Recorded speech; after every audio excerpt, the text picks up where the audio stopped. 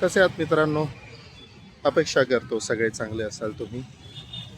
जसे की तुम्ही बघू शकता, दिवस संपलेला आहे, संध्याकाळ झालेली आहे आणि बऱ्यापैकी लोक आपल्या आपल्या घरला निघालेले आहेत. आणि तसंच मी माझ्या घरातून बाहेर निघालो आहे माझ्या इव्हनिंग वॉकसाठी. गेला एक आठवडा मी काही वॉकसाठी जाऊ शकलो नव्हतो. माझी तब्येत बरी नव्हती. अजून देखील थोडंसं आहेच, थोडा ताप आहेच, थोडी सर्दी आहेच. पण किती दिवस घरी बसणार? डेली रुटीन चालू करायलाच लागतो. पण घरी होतो याचा अर्थ हा नाही काहीच करत नव्हतो. वर्क फ्रॉम होम देखील सुरू होतं. मग नंतर माझ्या मुलीचा वाढदिवस देखील होता, तर ते पण होतं एक. तसं तर बहुतांश गोष्टी माझ्या वाईफनेच केल्या. तिनेच सर्व काही तयारी केली, सर्व काही अरेंजमेंट्स केली. मी फक्त थोडाफार इकडे तिकडे हातभार लावला. त्या व्यतिरिक्त रीडिंग पण सुरूच होतं. जसं की तुम्हाला माहिती आहे, if you are following my channel, 24 books a year हे चॅलेंज मी घेतलेलं आहे. गेल्या वर्षी 15 बुक्स रीड केले होते आणि ते पण जूनच्या नंतर वाचायला सुरू केलेले. सो आय थॉट की this year we can make it 24. 24 आरामात वाचूच शकतो. तर 24 बुक्स वाचण्याचा एक निर्णय घेतला आणि त्यातलं पहिलं बुक ते रीड करून कंप्लीट झालेलं आहे. बुकचं नाव होतं everything is tuberculosis bye John green. तर त्याचं रिव्ह्यू मी लवकरच शेअर करेन तुमच्यासोबत. आणि आता पाहू शकता, त्याच रस्त्याने आलो आहे जे मी गेल्या आठवड्यात देखील आलेलो. माझा डेलीचाच रुटीन आहे, हाच रस्त्याने मी येतो. कधी कधी चेंज पण करतो, पण इथून येणं बरं पडतं मला, कारण इथे जास्त काही रहदारी नसते, जास्त लोक पण नसतात. तर एकटा निवांत आपला माणूस वॉक करू शकतो. तुम्ही जाता की नाही वॉकला?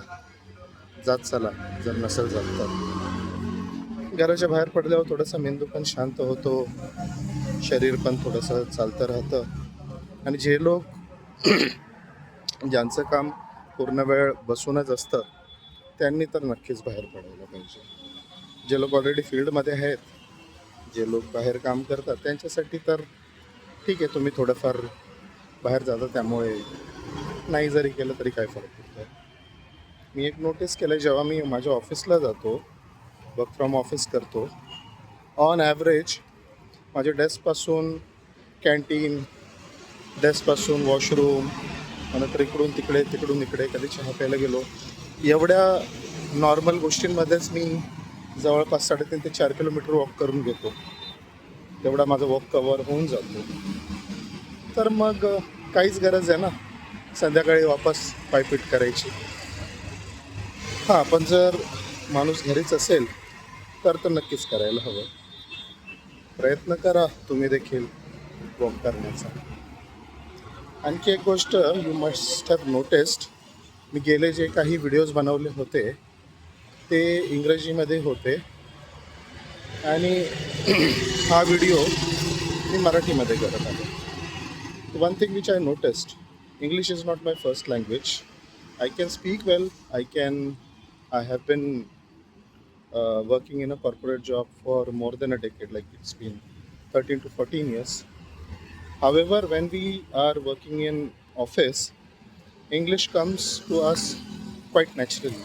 If you ask me to speak on a subject, I will be able to speak quite flawlessly.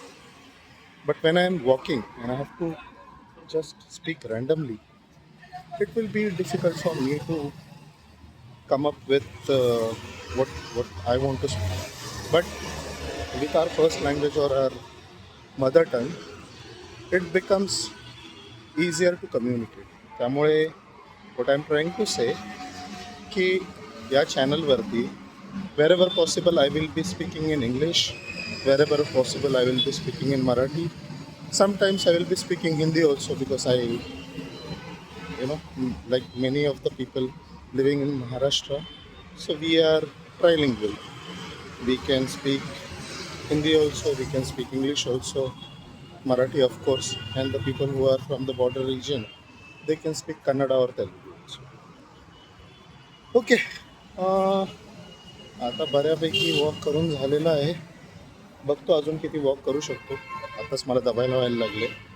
Normally तर 2 तास चालून पण मला काही वाटत नसतं. But since I am not feeling well, थोडंसं अर्धा तास वॉक करूनच आता थोडा थकवा जाणवतो. पूर्णपणे नॉर्मल व्हायला जातील अजून माझ्या मते आठवड्याभर जायला पाहिजे. बरं ठीक आहे. उद्या जर वॉकला आलो तर उद्या पण एक इव्हनिंग वॉकचा व्हिडिओ बनवेन. त्यामध्ये तुमच्यासोबत इंटरॅक्ट करीन. आणि प्रयत्न तर माझा हाच राहणार आहे, है ना, a video a day, be it a short और और अ लॉंग लेंथ और अ लॉंग व्हिडिओ. ठीक आहे, पुन्हा भेटू. तुर्तास थांबूया.